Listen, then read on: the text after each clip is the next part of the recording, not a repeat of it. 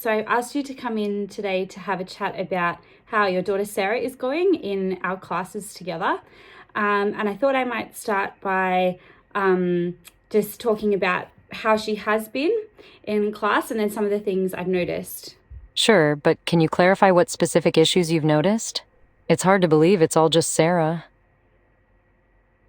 Yeah, I think that some of the things I've noticed that have changed in Sarah over the past few weeks is that she's become a bit more disruptive. So she gets out of her seat and walks around the classroom when I'm giving instructions.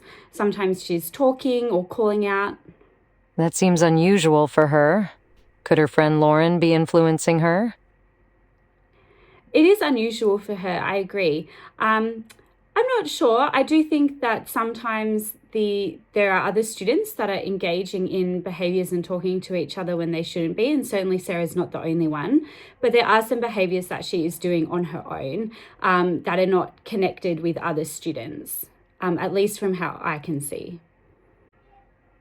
I see. Well, she's just been diagnosed with ADHD, so maybe that could be a factor here. I thought you knew. No, I didn't actually know that, but thank you for letting me know. That's really important and helpful bit of information. And there are some things that we can think about together, you and I, and then also our inclusive education team to think about how we can best support her in the classroom. Have you been in contact with our inclusive education team at school at all? No, not yet. I've been overwhelmed with things, but I want to ensure Sarah gets the support she needs. How can the inclusion team help? Yeah, absolutely. Well, one of the things that they do to start off with is one of the team will contact you to have a phone call or come in and meet in person to set up a That sounds helpful. I'll reach out to them. It's been a tough time, and I just want the best for Sarah. I appreciate your help, really. It's been a challenging time, and I want to make sure Sarah thrives. Yeah, well, let's talk about some things that can help her thrive in my classroom.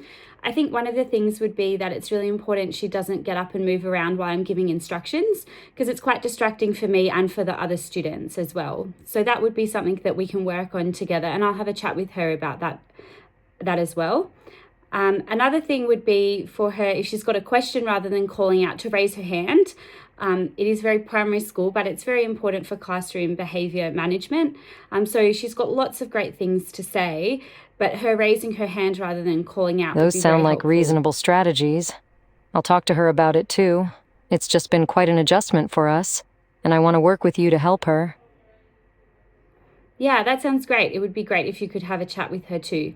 Was there anything else that you wanted to have a talk about? Otherwise, why don't we see how we go in the next few weeks and we can check in a couple of weeks' time. That sounds good. I think we've covered the main points. Let's touch base soon and see how things progress. Thank you for your understanding. Thanks, Sue. Thanks for coming in and for meeting with me to talk about Sarah. And I'll send you an email to organise another time in a couple of weeks. But if there's anything else before then, just let me know.